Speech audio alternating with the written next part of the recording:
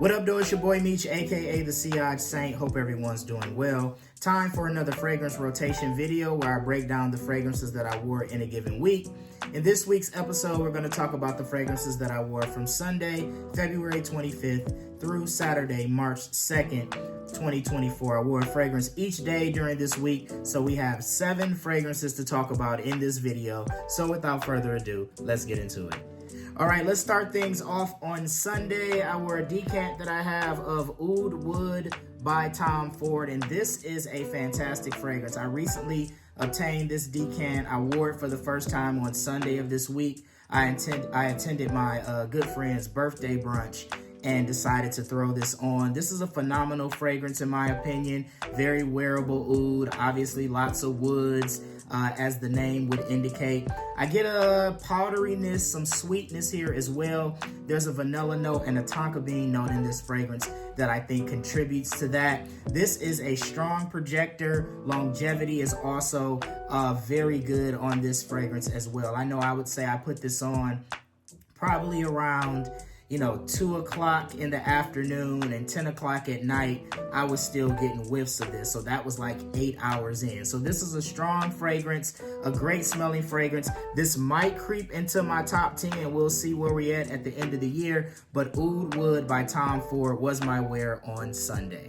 All right, on Monday, I went with Dior Homme Sport, of course, by Dior. This is a fragrance that gives you hints of Dior Homme 2020. It's just more fresh at the top with citrus, also aldehydic. This is a complementing getting fragrance, just like Dior Homme 2020 is. As this begins to dry down, to me, the citrus always plays in the background, but it smells like Dior Homme 2020, just with that citrus playing in the background. The scent profiles to me are very similar, which makes sense. This is a flanker, in my opinion, of Dior Homme 2020.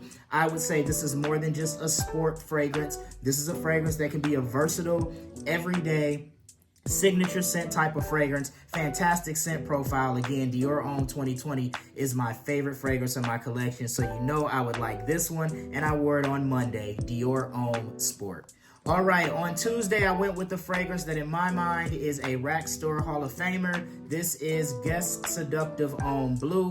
$20 fragrance that I purchased, I think from Burlington. I don't remember. It may have been Marshall's. Either way, $20 Rack Store find that is fantastic. This is going to remind you of fragrances like La Nuit de L'Homme, Blue Electrique by Yves Saint Laurent. I have Jack of Clubs by Fragrance World, which is a Blue Electrique clone. And these two fragrances smell very similar to one another. You get pepper, cardamom, there's sea notes in here as well, and a caviar note, which is very interesting. But this is a very sensual, seductive fragrance, as the name would allude to. There's some sexiness here. I usually wear this more so in the evening, kind of like you would wear, your La Nuit de L'Hommes. I know those are considered really good date night fragrances, so I kind of use this in that same manner.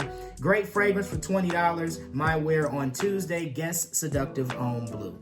All right, we talked about sexy and seductive on Tuesday. On Wednesday, I kept that trend going with Essentia La Homme Le Parfum by Fragrance World. And if you have not guessed by the look of this bottle, this is a clone of Le Male Le Parfum by Jean Paul Gaultier. And this is really close. I want to say 1-to-1, but I'm going to say 90 to 95% close to Le Male Le Parfum. You get that same sexy powderiness, spiciness, iris, vanillic vibe with this fragrance, the same way you get with Le Male.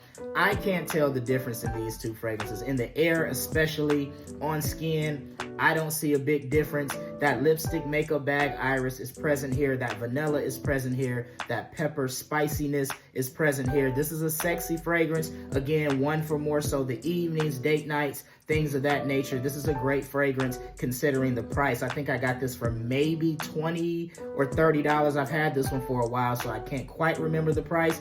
But if you're looking for Le Male Le Parfum on a budget, even though Jean Paul Gaultier fragrances aren't super expensive, this will be a great place to start. It was my wear on Wednesday, Essentia La Homme Le Parfum by Fragrance World.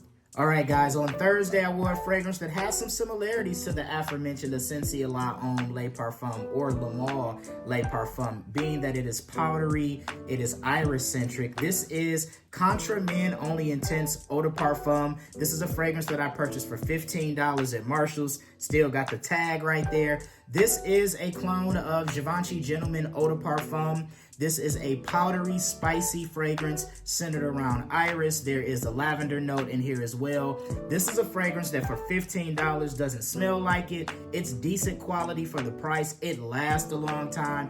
I was smelling this fragrance, getting whiffs of it 6 to 7 hours into wearing the fragrance, which I feel like for a $15 fragrance is great value. This again smells pretty close to Givenchy Gentleman Eau de Parfum. So if you're a fan of powdery, spicy, and vanillic, Contra Men Only Intense, if you can find it. It is a hard find at rack stores. It took me a minute to locate this one, but if you find it and you like that scent DNA, you should grab this one for sure. It was my wear on Thursday.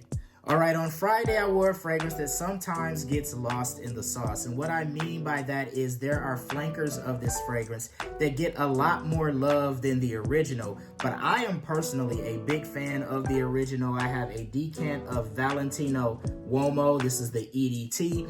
And this is probably my favorite gourmand fragrance because it has some versatility.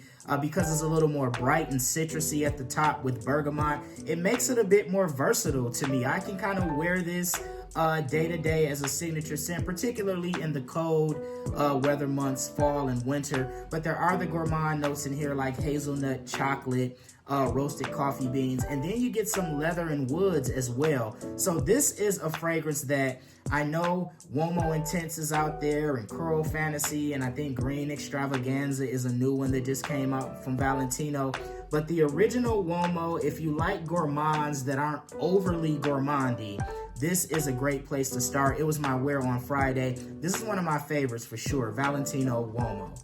All right, wrapping the week up on Saturday, I had a second round of basketball tryouts, so I just wanted to wear something that was an easy grab and go. And one of my favorite easy grab and goes is Fakar Black by Lattafa. I won't spend a lot of time on this fragrance. I talk about this one quite a bit on my page. This is YSLY, the EDT, and the EDP, in my opinion. Great apple note in here, fresh spiciness, aromatics. This is just one of those blue fragrances that is an easy grab and go. Smells pretty close to the fragrance that it's cloning. It's mass appealing. It's compliment getting. I generally get a compliment or two.